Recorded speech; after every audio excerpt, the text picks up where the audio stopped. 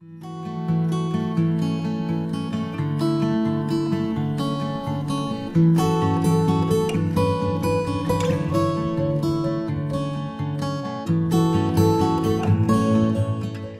taukopaikalta terve. Eli tässä nyt on lyhyt esittely Canyon Grizzle CFSLX 8.0. Ja tämän tyypin nimessä on vielä GRC kirjaimet perässä. Ja mitä se tarkoittaa?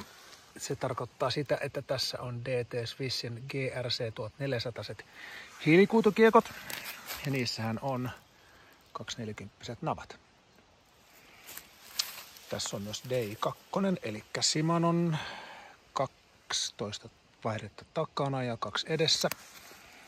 Tämmönen hieman perinteisempi vetokoneisto.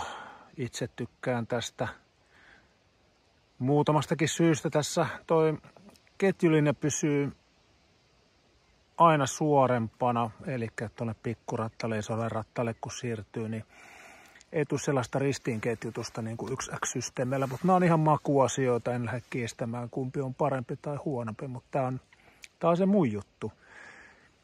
Ja käytän tässä myös Syncrosiftiä, mikä tarkoittaa sitä, jos ei joku vielä ole siihen tutustunut tai perehtynyt tai kieltänyt käyttämästä. Niin. Eli täällä aloitetaan tältä puolelta. Tässä on iso ja pieni vipu. Tai on aika iso, yhtä isoja nykyään näköjään molemmat. Mutta eli tästä jos mä painan menee isompi vaihde. Ja sitten taas vastaavasta vivusta täältä vasemmalta jos painan, niin menee pienempi vaihde. Se mitä sitten täällä tapahtuu etu- ja takavaihtajan osalta on se, että automatiikka hoitaa sitten, jos lähdetään kelaan tuosta, nyt tällä hetkellä mulla on kaikesta suurin vaihde päällä.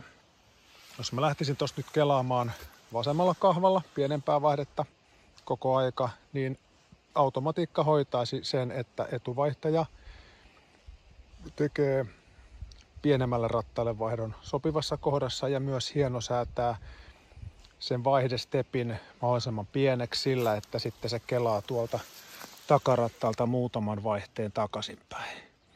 Ja sitä kautta sitten hoitelee koneistoa. Eli mun ei tarvi miettiä yhtään mitä tuolla vaihteistossa tapahtuu. Mä painelen vaan tuolta joko vasemmalta pienemmälle tai oikealta isommalle vaihteita. Sitten hätävarana mulla on näissä etuvaihteelle varatuissa painikkeissa se, että mä voin tästä painaa etuvaihtajan isolle ja samaisesta painikkeesta tuolta vasemmalta mä voin vaihtaa ton etuvaihtajan pienemmälle rattaalle, jos on sellaisen tarvetta.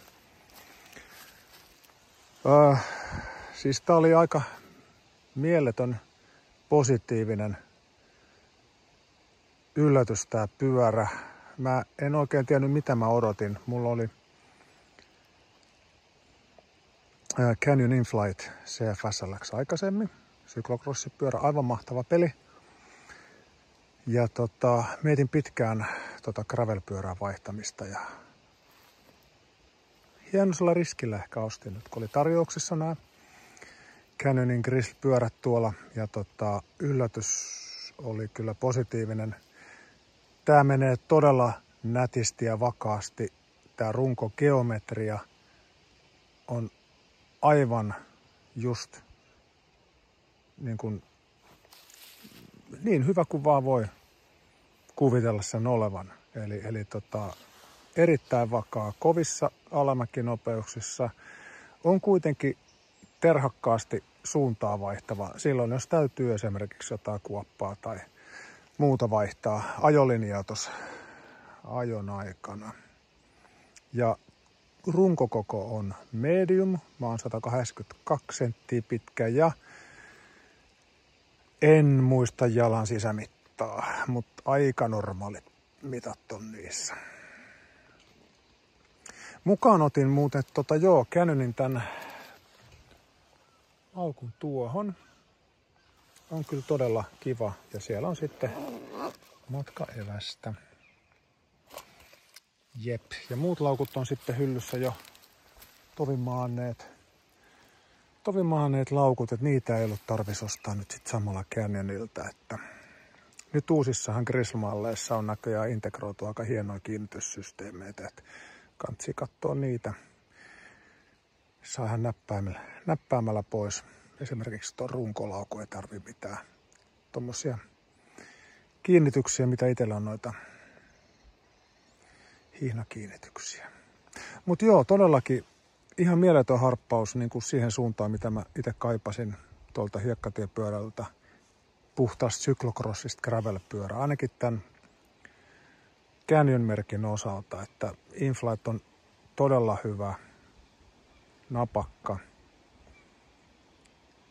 kisasyklocrossia. Toimii myös monessa muussa hommassa, mutta mä lähdin puhtaasti hakemaan tällaista niin kuin bikepacking gravel-pyörää. Ja lokarit tuli Canyonilta myös pyörän laatikon mukana ja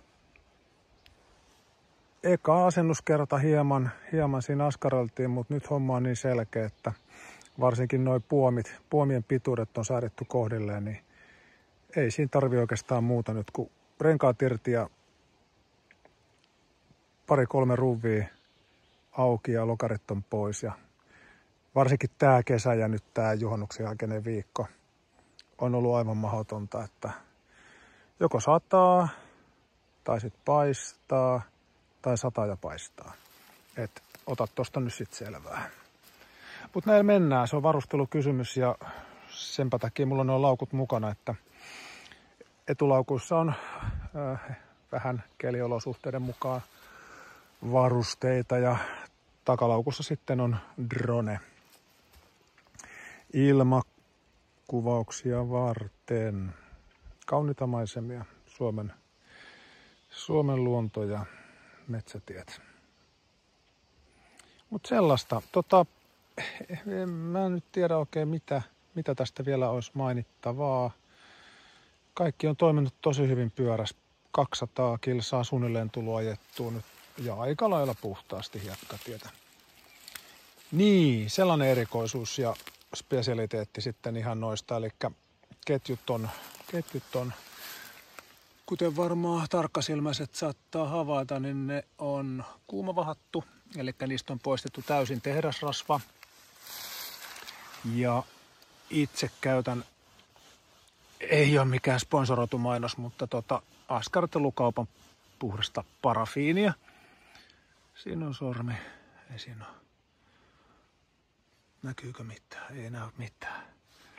Niin askartelukaupan puhdasta parafiinia siinä ja reissupullona mulla on mukana sitten Rexin sitä uutta nestemäistä kuivavahaa, mikä kuivuessaan muuttuu vastaavaksi kuin toi ihan parafiini.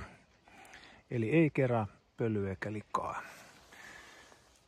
Ja suosittelen kokeilemaan, on se aika mind-blowing juttu, miten puhtana pysyy vetokoneisto.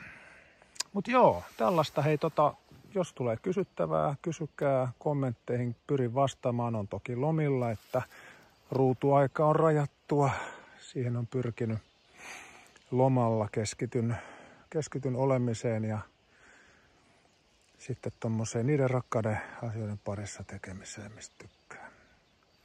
Ei mulla muuta. Hei, hyviä kilometriä kaikille, pysykää terveenä. Pitäkää mieli iloisena, sato tai paisto. Ja terkkuja.